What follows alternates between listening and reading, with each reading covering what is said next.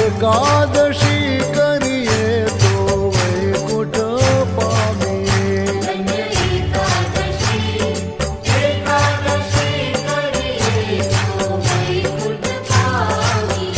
હારે એકાદશી કરીએ તો વૈકુંઠ પામીએ.